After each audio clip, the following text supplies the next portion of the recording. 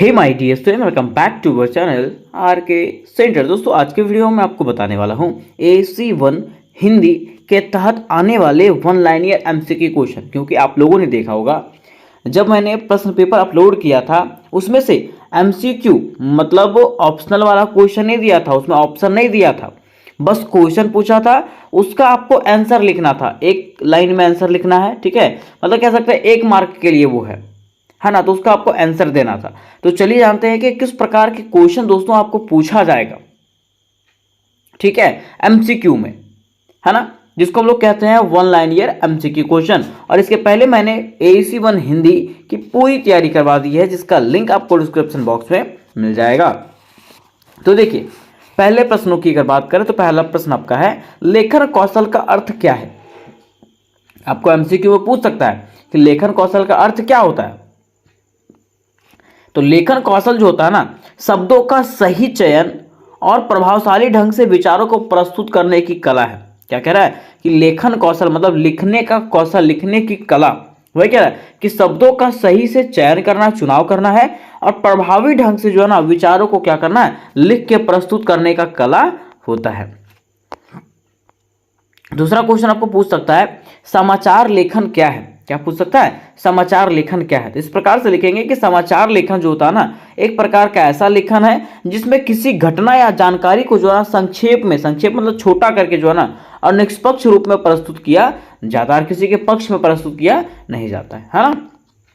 अब देखिए, question number 3 हमारा कह रहा है कि संवाद लेखन का क्या महत्व है। प्रश्न क्या कह रहा है कि संवाद लेखन का क्या महत्व है। अगर संवाद लेखन की बात करें, संवाद का मतलब क्या होता है, बातचीत करना। संवाद करना मीन्स बातचीत करना। ठीक है, तो हम लोग जब बातचीत करते हैं तो हमारे बीच में अनुभवों का, विचारों का क्या होता है, आदान प्रदान होता है। वही कह रहा है कि संवाद लेखन का महत्व जो है ना, संवादात्मक तरीके से विचारों, अनुभवों और घटनाओं का आदान प्रदान करना मीन्स बातचीत करके विचारों का, अनुभवों का, घटनाओं का आदान प्रदान करना ही संवाद लेखन कहलाता है। ठीक है, आगे है पल्लवन किसे कहते हैं। तो पल्लवन का मतलब होता है, कह रहा है कि पल्लवन वह प्रक्रिया है जिसमें किसी विषय को अधिक विस्तार और उदाहरणों के साथ समझाया जाता है। ठीक है, मिस मान लो कोई भी चीज है उसको विस्तार पूर्वक से बड़े करके लिखना क्या कहलाता है, पल्लवन कहलाता है। ठीक है, विस्तार पूर्वक से लिखना पल्लवन कहलाता है ना।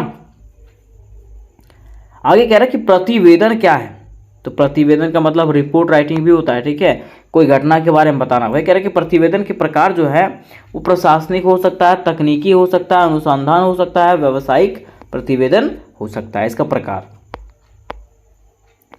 नेक्स्ट कह रहा है कि मीडिया लेखन का क्या महत्व है। तो मीडिया लेखन किसको कहते हैं। तो कह रहा है कि मीडिया लेखन का महत्व जो है ना, समाचार, विचार और विश्लेषण को जनता तक प्रभावी ढंग से पहुंचाना। ठीक है, मतलब मीडिया का महत्व होता है कि जो भी समाचार है, जो भी विचार है, जो भी विश्लेषण है, वो क्या करना, जनता तक पहुंचाना, है ना।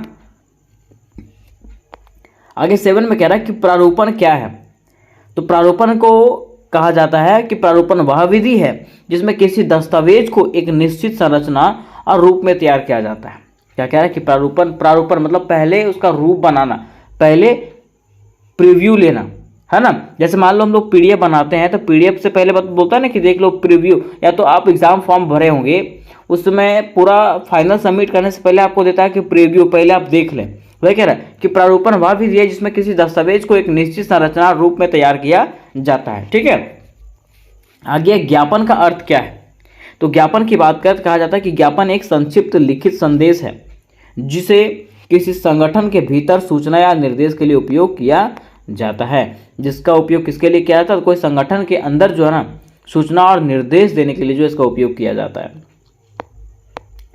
9 में कह रहा है कि संक्षेपण की प्रक्रिया क्या है। तो संक्षेपण, देखिए पल्लवन का मतलब क्या था, विस्तार करना। ठीक है, संक्षेपण का मतलब होता है छोटा करना, है ना। कह रहा है कि संक्षेपण में किसी बड़े या लंबी जानकारी को संक्षिप्त और सार्थक रूप में प्रस्तुत किया जाता है। मीन्स संक्षेप में छोटा करके उसको लिखा जाता है। नेक्स्ट क्वेश्चन नंबर 10 हमारा कह रहा है कि अनुवाद की प्रक्रिया क्या है। अनुवाद किसको कहते हैं। कह रहा है कि अनुवाद जो है ना, एक भाषा से दूसरी भाषा में विचारों, शब्दों और भावनाओं को सही ढंग से रूपांतरित करने की प्रक्रिया है। ठीक है, जैसे मान लीजिए मैंने यहाँ कुछ इंग्लिश में लिखा, ठीक है, तो इंग्लिश से उसको हिंदी में ट्रांसलेट किया गया, उसी को हम लोग क्या कहते हैं, अनुवाद कहते हैं। क्या कहते हैं, अनुवाद। अगला प्रश्न कह रहा है कि संपादकीय लेखन का मुख्य उद्देश्य क्या होता है। तो संपादक के पास जो पत्र लिखा जाता है उसका मुख्य उद्देश्य क्या होता है? तो उसका मुख्य उद्देश्य सामाजिक और राजनीतिक मुद्दा ही हो सकता है ना। आगे है, संपादकीय लेखन में किस प्रकार की शैली अपनाई जाती है? तो उसमें जो है ना आलोचनात्मक और विचारशील शैली अपनाई जाती है। या तो बुराई किया जाता है या तो उस पर बातचीत किया जाता है। नेक्स्ट कह रहा है कि संपादकीय लेखन के लिए सबसे महत्वपूर्ण तत्व क्या है? तो इसके लिए सबसे महत्वपूर्ण तत्व जो है ना वो तथ्यात्मक विश्लेषण है।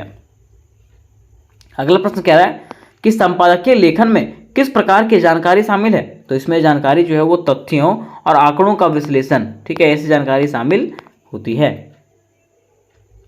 क्वेश्चन 15 हमारा कह रहा है कि संपादकीय लेखन में विचारों का प्रस्तुतिकरण किस प्रकार का होता है?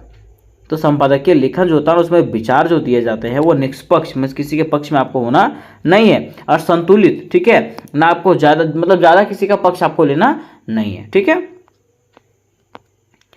नेक्स्ट प्रश्न कह रहा है संपादकीय लेखन में निष्कर्ष किस प्रकार प्रस्तुत किया जाता है? तो संपादकीय लेखन में जो निष्कर्ष प्रस्तुत किया जाता है वो सुझाव या समाधान के रूप में, ठीक है, कि क्या इसमें किया जाना चाहिए। जैसे मान लीजिए हम लोग जब लेटर लिखते हैं तो आता हमें लास्ट में क्या लिखते हैं? आता सेवांश सादर अनुरोध है कि हमारी समस्याओं को जल्द से जल्द हल करने का प्रयास करें, है ना। तो उसमें सुझाव दिया जाता है तो समाधान के रूप में बताया जाता है। फिर 17 कह रहा है कि संपादकीय लेखन में किस प्रकार के विषयों पर लिखा जाता है? तो संपादकीय लेखक जो है ना वो सामाजिक मुद्दों पर भी, आर्थिक मुद्दों और राजनीतिक मुद्दों पर भी लिखा जाता है। अब देखिए, अब हमारा आता है MCQ टाइप का क्वेश्चन, ठीक है, जिसमें से हो सकता है कि आपको ऑप्शन ना भी दे फिर भी आपको आंसर याद कर लेना। कह रहा लेखन कौशल क्या है? तो लेखन कौशल का मतलब है कि शब्दों का सही सही उपयोग करना। क्या करना? शब्दों का सही सही उपयोग करना।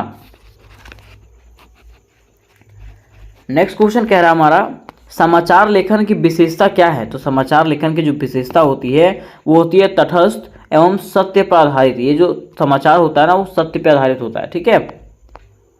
आगे संवाद लेखन का उद्देश्य क्या है? तो संवाद लेखन का उद्देश्य जो होता है वो होता है संवाद के माध्यम से प्रभावी संवाद स्थापित करना, ठीक है, कि बातचीत के जरिए क्या करना? एक ऐसा मजबूत रिश्ता बनाना, ठीक है। नेक्स्ट प्रश्न की बात करता है, कह रहा है कि पल्लवन का उदाहरण क्या हो सकता है? तो पल्लवन का जो उदाहरण है वो गद्य का काव्य में रूपांतरण हो सकता है।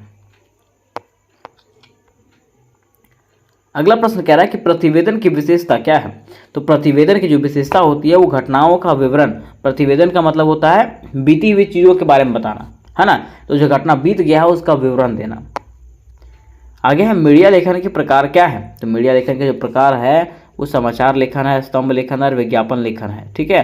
तो उपयुक्त सभी इसका राइट आंसर हो जाएगा। एक चीज ध्यान दीजिएगा, जहां भी आपको उपयुक्त सभी मिले, है ना, उसमें से अधिकतर क्वेश्चन का आंसर जो है ना उपयुक्त सभी ही होता है, ठीक है।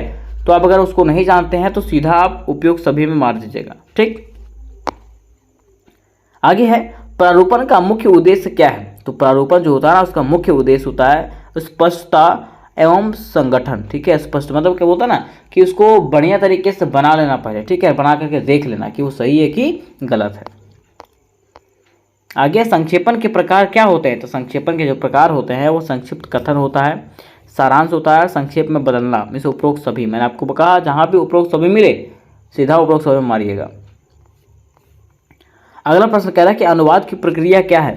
तो अनुवाद का प्रक्रिया क्या होता है? तो अनुवाद का प्रक्रिया होता है कि स्रोत भाषा को समझना और लक्ष्य भाषा में बदलना, ठीक है। जो आपका भाषा दिया गया है उसको समझ करके दूसरे भाषा में उसको क्या करना? अनुवाद करना। देखिए वही कहा गया, नोट में कह सकते हैं कि अनुवाद एक भाषा से दूसरी भाषा में विचारों को सही रूप से परिवर्तित करने की प्रक्रिया है। अनुवाद क्या होता है? तो जैसे मान लीजिए इंग्लिश में मैंने कहा कि आई एम गोइंग, इसको हिंदी में ट्रांसलेट करके मैं लिखूंगा कि मैं जा रहा हूं, है ना। इसी को हम लोग क्या कहते हैं? अनुवाद कहते हैं, है ना। तो उम्मीद करते हैं मेरे दोस्त कि ये प्रश्न आपको समझ में आया होगा, और ये प्रश्न अगर आपको समझ में आया होगा तो वीडियो को लाइक करें, अपने दोस्तों के साथ शेयर करें, और इससे जुड़े जितने भी प्रश्न हैं सारे के सारे प्रश्न आपको करवाए गए हैं, जिसका लिंक डिस्क्रिप्शन बॉक्स में दिया गया है। और ध्यान रखिएगा, अगर आपको PDF प्राप्त करना है तो मेरे व्हाट्सएप ग्रुप और टेलीग्राम ग्रुप में आपको जुड़ना ही होगा, जिसका लिंक डिस्क्रिप्शन बॉक्स में ही दिया गया है। तो मिलता है नेक्स्ट वीडियो में, तब तक के लिए जय हिंद, जय भारत।